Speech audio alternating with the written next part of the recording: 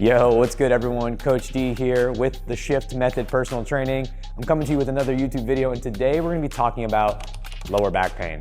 It's no fun. If you've had lower back pain before in your life, it's really difficult to just go through your day-to-day, and especially if you're trying to exercise, you can feel like you don't really know what to do. So hopefully this video is gonna give you some insight into some warm-ups that you can do to make your lower back feel better, to prepare you for exercise, and then ultimately I'm gonna show you a progression that you can do to do a very common exercise that's great for life, great for the lower body, and that is a deadlift. Now I know the deadlift can be a very scary exercise for a lot of you, but I'm gonna show you a very safe, very gradual progression that's gonna make it feel really good, get you in the gym, get you active, and ultimately accomplish those goals. And of course, if you enjoy these videos, please be sure to like, comment, share, and subscribe. I always appreciate y'all, so let's go ahead and jump right in. So first thing we're gonna do is we're gonna talk a little bit of stats and a little bit of anatomy. So I'm actually going to show some graphics you're gonna see here, and basically to kind of show that lower back pain is actually pretty common, right? You're not alone in what you're dealing with. What we actually see is that 1 out of every 5 adults experiences some form of what we call chronic lower back pain. Chronic just means that you've had it for 6 months or longer, and so if I take 5 people out of a population, 1 of them is dealing with some kind of lower back pain right now, and I'm sure if you're watching, you can probably relate to this at some point in your life. What we also see is that about 80% of adults throughout their lifetime are gonna at some point experience some form of lower back pain. I'm sure we can all relate to that, right? At some point in our life, maybe we tweaked our back, or we were going through something and we hurt our back, maybe from a car accident, right? We definitely have had lower back pain at some point. But the real tricky part is that what we see is that 90% of lower back pain, all of it, is what's considered non-specific. That's a fancy way of saying that we don't really have a super common or identifiable cause, something like trauma or an accident per se, where it's just like, hey, my back hurts and I really don't know why. So the problem with lower back pain is that it's actually, unfortunately, quite common, and there's not really a specific identifiable cause where maybe I can go to, see a doctor and get some medicine or do something that's gonna be a quick fix and kind of get over it. It's a little bit more complicated than that. So what are the things that can maybe cause some common, lower back pain that we deal with in our day-to-day? Well, there's a lot of factors, things like your sleep quality, nutrition, if you're active, right? If you're someone who's very inactive or very sedentary or maybe dealing with obesity, that can be a big contributor to lower back pain. If you kind of have a job where you're very stationary your entire day, sitting at a desk or maybe on your feet, where you're kind of just in the same position day in and day out, that can also contribute to lower back pain. We also see things where you have your mental health plays a big role, having higher rates of anxiety and depression, which again, all these things kind of relate together, where outside of the trauma, right, you have a car accident, maybe you had an injury when you were younger, that can definitely occur, of course, but most lower back pain is actually caused just by a lot of life factors that kind of go hand in hand with our day-to-day life. And so of course, working on those factors like getting better sleep, working on my nutrition are very important, but there's some things we can do in an exercise context that are gonna put us in a better position and ultimately make our back feel happier and healthier so you can train and hopefully reach those fitness goals. Now again, here I'm gonna show y'all a little bit of what the lower back musculature looks like. Just a little bit of anatomy graphic. Again, kind of like the shoulder we talked about, there's a lot of stuff that's going on in the lower back.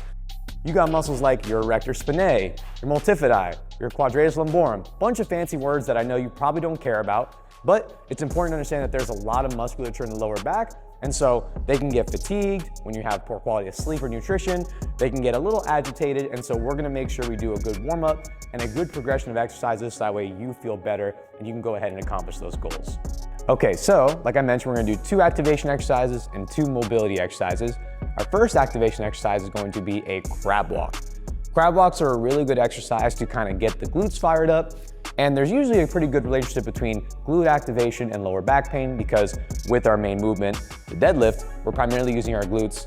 Yes, our lower back to an extent, but I want to make sure that my glutes are activated to actually work the musculature properly. So for a crab walk, you can either do it body weight, or if you want to get a little extra, get a little spicy, you can go ahead and attach a band around your legs. And so I'm gonna go ahead and fix this band and I'm gonna show you how to go through the movement properly.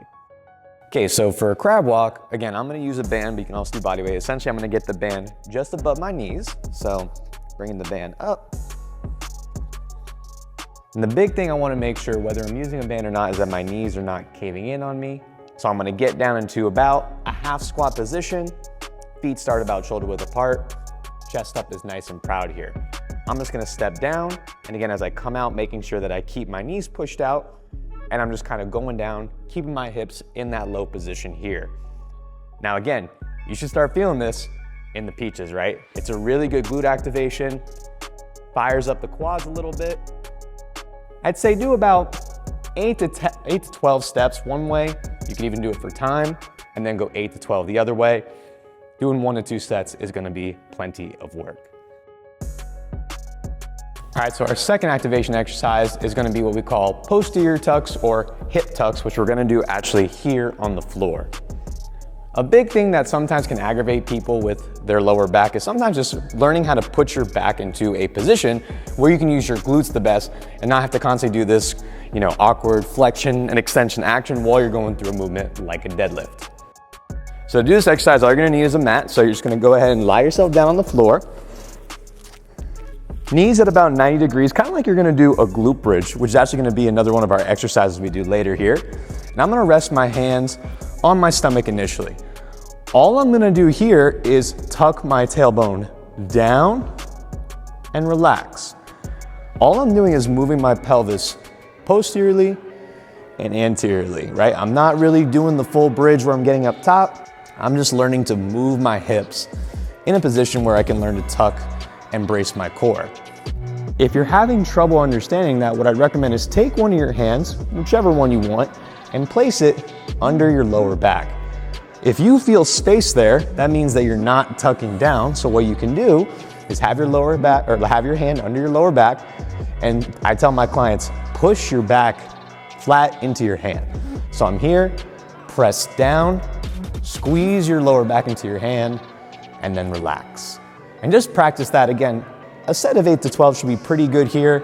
Just getting comfortable of tucking your hips, getting in that position, and of course, bracing your stomach nice and tight.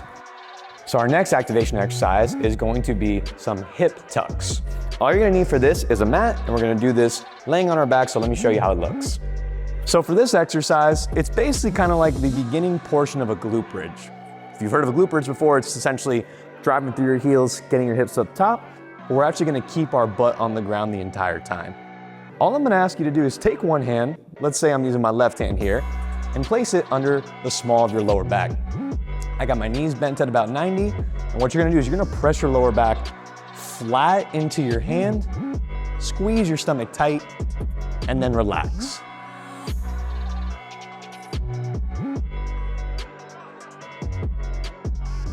Basically what I'm doing is I'm tucking my hips down and forward. I'm just getting used to putting my back into this position of tucking my hips, because again, when we do things like a deadlift, yes, I'm working my lower back, that's good, that's normal, but I wanna make sure I understand how to put my back in a position to where I can maximally use my glutes, which is ultimately the main focus of the lift. Okay, now we're gonna do our 2 mobility drills. Our first one is gonna be a cat-cow. If you ever taken a yoga class before, I'm sure you probably have done this exercise. Cat-cow is essentially your back is going into flexion extension, basically flexing your spine like you're doing a crunch, extension like you're having a proud chest. So we're gonna go through that. And again, the point of mobility is to move your joints, move your muscles through that full range of motion to get them prepared for the exercise you're about to do.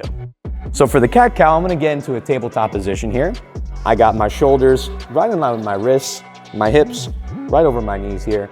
And all I'm gonna do is I'm gonna have the tops of feet into my mat here.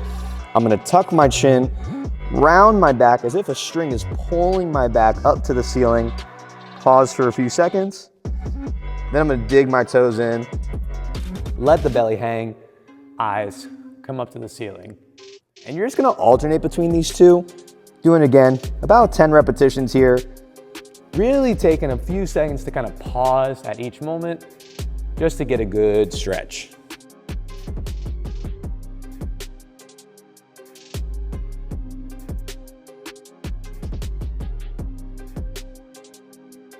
And our last mobility exercise we're gonna do are gonna be some can openers. This is a really good exercise to help do a little bit of rotation. It also works the shoulder a little bit, but again, the spine does have a lot of rotation that naturally occurs. Even though we don't really do rotation during the deadlift, it's just another way to kind of get the spine moving, get it to feel good so we can go ahead and do our exercises. So for the can opener, what I'm gonna do is I'm going to go ahead and lay on my side. get into my beach pose here, right? And then I'm gonna cross one leg over, pin it down to the ground with the opposite side hand, and I'm gonna reach over as far as I can to touch the floor. From here, all I'm gonna do while keeping this leg pinned down is open up my chest, eyes are following my hand, rotate to the side, and come back. Ideally, what I'm trying to do is get my hand to touch the floor on the other side, but without my knee popping up. So wherever you can go, the second your knee pops up, that's the range of motion that you're gonna work with. And here you're gonna do about 10 repetitions on each side.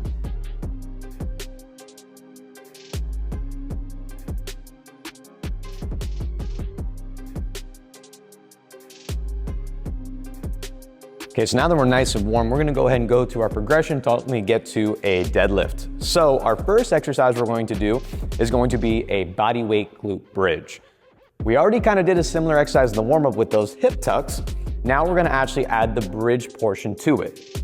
So what you're gonna do is you're gonna lay on your back just like you were doing before, and essentially you're gonna get into the same position, right? My knees are bent at about 90, but this time instead of having your hands on your stomach or on your lower back, I'm gonna drive my elbows into the ground to help build some good tension.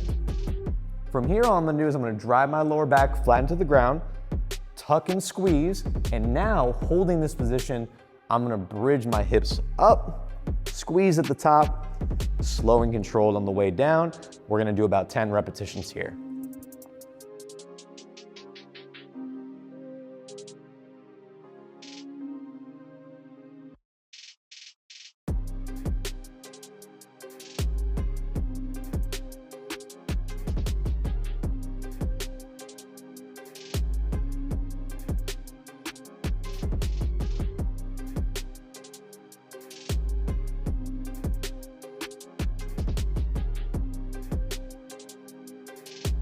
Okay, now that we've kind of gotten comfortable with the glute bridge, now we're gonna transition to a wall deadlift. We're gonna first show you how you do this with body weight, and then we're gonna add some weight to it. So for a wall deadlift, all I'm gonna do is I'm gonna start feet about shoulder width, butt is in contact with the wall here, and then you're just gonna take a slight step forward. And again, you're gonna have to play with it a little bit in terms of how close or how far away I should be, but just bear with me for a little bit here. Next thing I'm gonna do is I'm gonna imagine like I have a dumbbell in my hand, one dumbbell in front, elbows are glued to my side, right? We talked about before. There's some ninjas that have this weird thing to try and tickle my armpits. I don't want ninjas tickling my armpits. I didn't ask for that, so I got my elbows in nice and tight right here. Then all I'm gonna do is I'm gonna put a soft bend in my knees. I'm gonna push my butt back, let my chest come forward until my butt makes contact with the wall. And you're asking, Coach, how far down should I go? I wanna go until my hands go a few inches past my knees. So for example here, I'm not really as far down as I wanna go, so I'm gonna take a small step forward, adjust as I need to, push my butt back. That's pretty much a good position for me right there. Now some other cues I'm looking for, right? I wanna make sure my back is nice and flat. I'm not kind of overly flexed here. I'm not overly extended with my chin up, right? This isn't a squat. I don't wanna be upright. I wanna have my butt back, chest forward.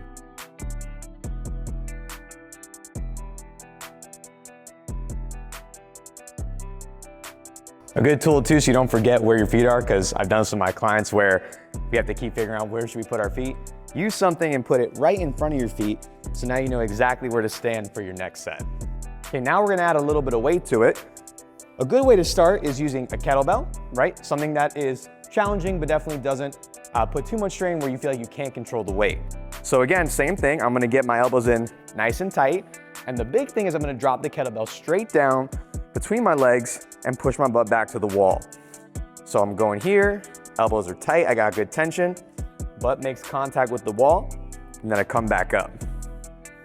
Big things I don't wanna do, I don't wanna have the kettlebell come out in front, right? Because it makes it hard to control my lower back position. I just wanna drop that kettlebell straight down to the floor, shoulders are back, and go through the movement.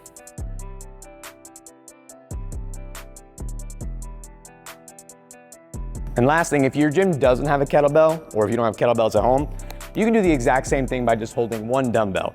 Again, I like doing one dumbbell to start instead of having one dumbbell in each hand, because it's a little bit easier to just drop straight down, and it's less thinking because you only have to hold on to one thing, right?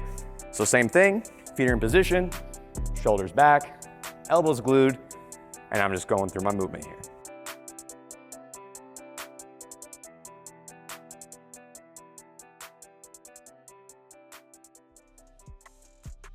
Okay, and kind of our final progression for today is actually getting into a trap bar deadlift. Trap bar essentially means it's this bar that kind of goes around the body. Again, there's nothing wrong with the traditional deadlift where the bar's in front, but again, because the weight is kind of surrounding you, it usually feels a little bit more natural for people to go through. Might feel a little bit better on the lower back. So I got some weights up here, and again, you can start with just the bar, which is usually 45 pounds, but if you do use plates, it lets you know how far down to go.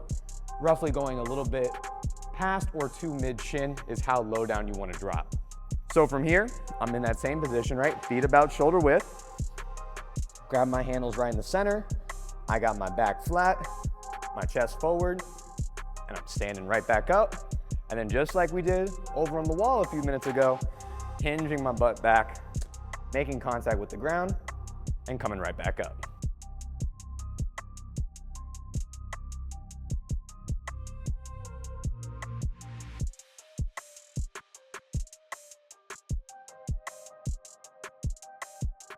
And that's it for today, everyone. Hey, as always, I hope you enjoyed this video.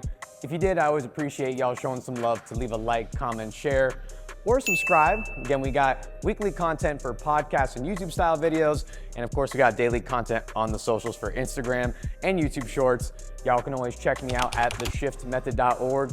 Check out some of my merch, check out some coaching opportunities and services. Would love to work with y'all, especially if you're in the South Florida area. I'm here at Johnny O's in Boca Raton, South Florida. Click any of those take action buttons on my website, and I'll get back to you as soon as possible. And as always, I'll see y'all in the next one. Later.